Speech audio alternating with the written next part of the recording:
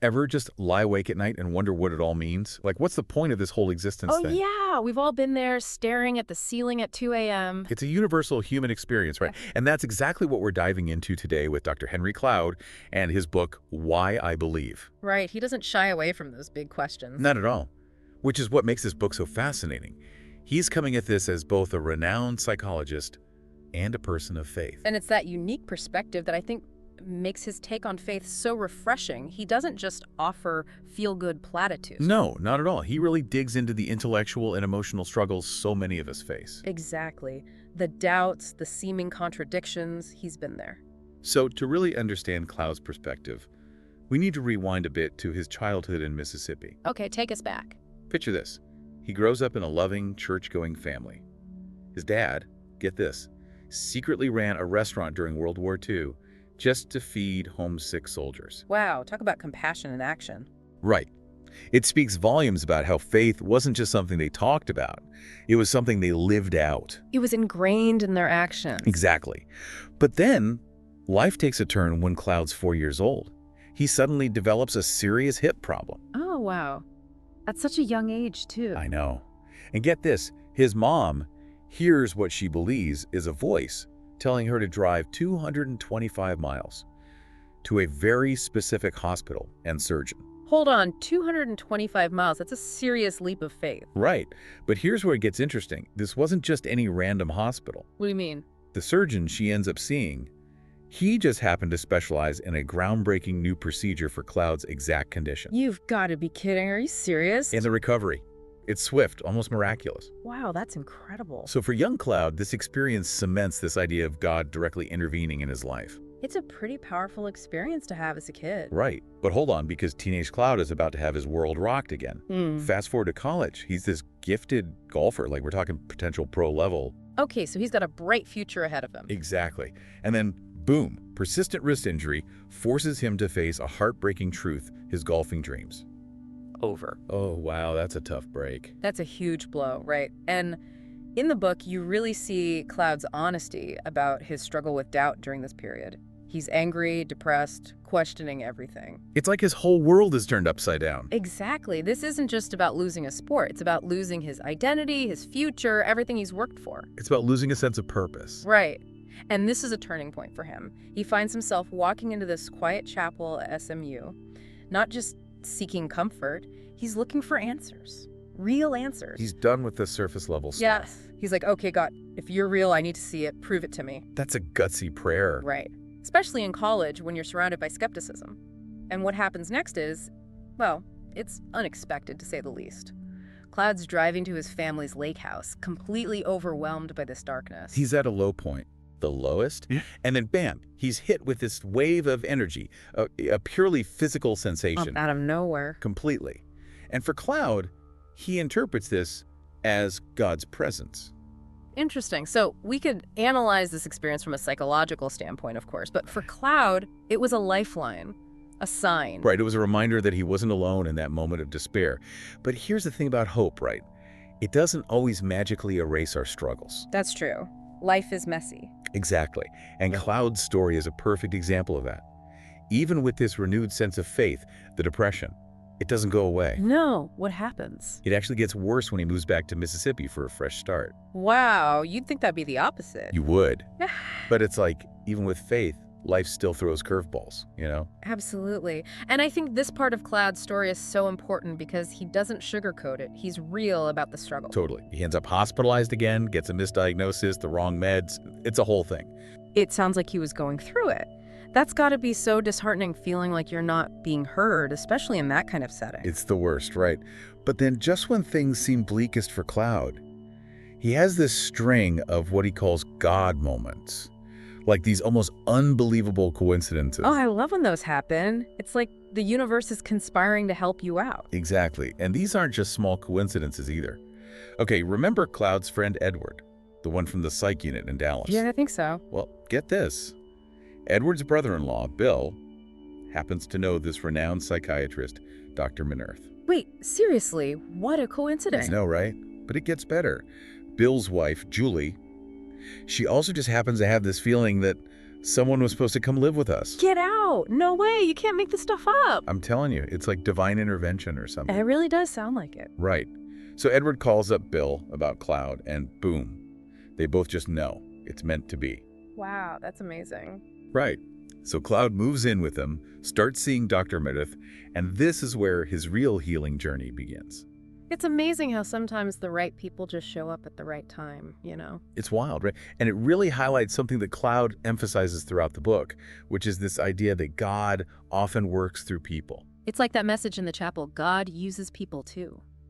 Sometimes the answer isn't some grand mystical sign, but just another person. Exactly. Sometimes it's a friend, a therapist, a listening ear that makes all the difference. It's a good reminder for all of us to be open to those unexpected encounters, you know, those little nudges from the universe. Totally. But even with the right support, Cloud's healing journey isn't instantaneous. He goes through intense therapy, uncovers childhood trauma, the whole 9 yards. Yeah. It's not easy. It sounds like you really had to do the work. Oh yeah, he did the work. But here's where things get really interesting. As he's going through therapy, he starts to see how the principles he's learning, things like attachment, boundaries, emotional regulation, they're actually reflected in biblical teachings. Whoa, hold on. You're saying he's finding psychological backing for what he's reading in the Bible. That's exactly what I'm saying. It's like he's uncovering these fascinating parallels between psychology and faith. Now, my mind is blown. What are some of the connections he makes? Give me an example. Okay, so there's this concept in psychology called splitting. Splitting, what's that? It's basically the inability to see both the good and bad in ourselves and others. Like, we see things as black or white, all good or all bad, but not both. Okay, I've totally been there. Right. Psychologically, this points to an immature ego, like an inability to hold complexity. Interesting. So how does this connect to faith? Well, Cloud connects this splitting to the biblical concept of sin, which at its core is about separation. Separation from God, from ourselves, from each other. Oh, wow. I never thought of it like that before. Right. It's like sin isn't just about breaking the rules. It's about this fundamental disconnect that keeps us from experiencing true wholeness, from embracing both the light and shadow within ourselves and others. That's deep. It is deep. All right. And what's even more fascinating is that Klaus goes on to explain how the Bible actually offers a path to heal this disconnect, to bridge that separation. And he calls this abiding. Abiding. What does that mean? So there's this idea of staying connected to God, right? Right. But what does that look like practically? Well, Cloud describes it as this deep, intimate relationship. Like, think about it in terms of attachment theory. We're wired for connection, right? To seek security and belonging. Right, it's a basic human need. Exactly. And Cloud's argument is that our deepest longings that ache for something more, it can ultimately only be fulfilled in a relationship with God. So it's not about just following the rules or going to church. It's about cultivating a genuine connection. Yes. It's about plugging back into the source of life itself. Okay, that makes sense. But what about the people who say, well, that's all well and good, but what about the suffering in the world? If God is so loving, why does he allow bad things to happen? Yeah, that's the age-old question, isn't it? And Cloud doesn't shy away from it. In fact, he uses his background in psychology to offer a really interesting perspective. He talks about this idea of a broken system. A broken system. What does he mean by that? Well, his argument is that the world as it is now, it's not how it was meant to be. We see brokenness everywhere, right? From personal relationships to societal issues. It's like this underlying dysfunction. Okay, I can see that. But how does that connect to the problem of suffering? Cloud says that this brokenness stems from that initial separation from God, that choice to disconnect from the source of wholeness. So it's like we're living with the consequences of that choice, of that original fracture. Exactly. And because the system itself is broken, pain and suffering become inevitable byproducts. It's not that God is directly causing our pain, but that free will, our ability to choose, it comes at a cost. There are consequences, both for ourselves and for others. Okay, that's a thought-provoking way to look at it. So it's not about God willing suffering, but rather acknowledging that we live in a world where choices have real consequences. Exactly. And here's where Cloud introduces this idea of redemption, which is basically this. God isn't just observing this broken system from afar, he's actively working to heal it, to draw us back to that wholeness. So even though we're in this broken system, there's still hope. That's Cloud's whole point. And that's where abiding comes in again. Remember that connection we were talking about? It's in that connection with something larger than ourselves, in plugging back into the source of life, that we find the strength to navigate the brokenness. It becomes our anchor, our source of resilience, even in the midst of suffering. It sounds like Cloud is saying that faith isn't just some passive belief. It's about actively engaging in that connection, in doing the work, and trusting that even when we don't understand, there's a bigger picture unfolding. You got it. And the cool thing is, Cloud doesn't just talk the talk. He shares stories of people who've experienced radical transformation through this connection. People finding freedom from addiction, overcoming fear, discovering a sense of purpose they never thought possible. Wow, so it's not just theory for him. He's seen it in action. Exactly. And it's not limited to those big dramatic transformations either. Cloud talks about the everyday miracles too. Moments of unexpected guidance, provision, even just this deep sense of peace that surpasses understanding. So it's about being open to those little miracles too, the ones that happen in the ordinary moments of our lives. Absolutely. Because even in a broken system, there's still beauty to be found, joy to be experienced, and love to be shared. Well, this has been an incredible deep dive. Dr. Cloud's book really challenges us to grapple with some of life's biggest questions.